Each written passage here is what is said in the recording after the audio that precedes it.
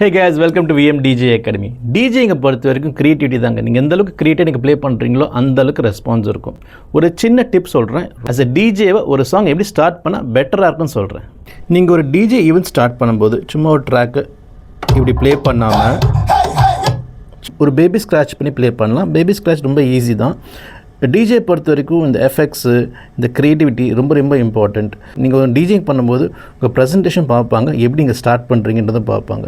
So நீங்கள் நல்ல ஒரு க்ரியேட்டிவ் ஸ்டார்ட் பண்ணிங்கன்னா அந்த ஈவெண்ட்டு சூப்பராக போகும். உங்களோட ஃபஸ்ட் ட்ராக்கை வந்து பீட்டில் வச்சுக்கோங்க. பீட்டில் ஆரம்பிக்கணும் இந்த மாதிரி.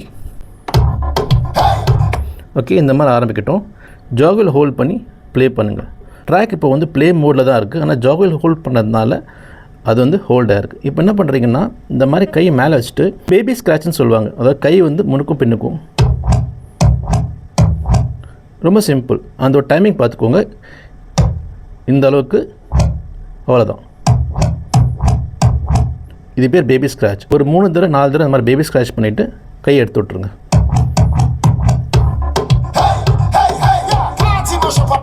ஃபஸ்ட் ட்ராக் ப்ளே பண்ணும்போது இந்த மாதிரி பண்ணிங்கன்னா ரொம்ப க்ரியேட்டிவாக இருக்கும். ஆடியன்ஸ் கண்டிப்பாக பார்ப்பாங்க, யார் டிஜேன்னு பார்ப்பாங்க. அந்த ஒரு இம்பேக்ட் கண்டிப்பாக இருக்கும்.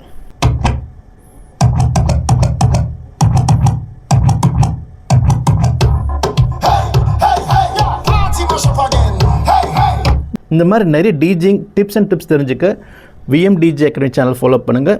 நீங்களும் ஒரு ப்ரொஃபஷனல் டிஜே ஆகணும்னு நினச்சிங்கன்னா இந்த நம்பர் காண்டாக்ட் பண்ணுங்கள்.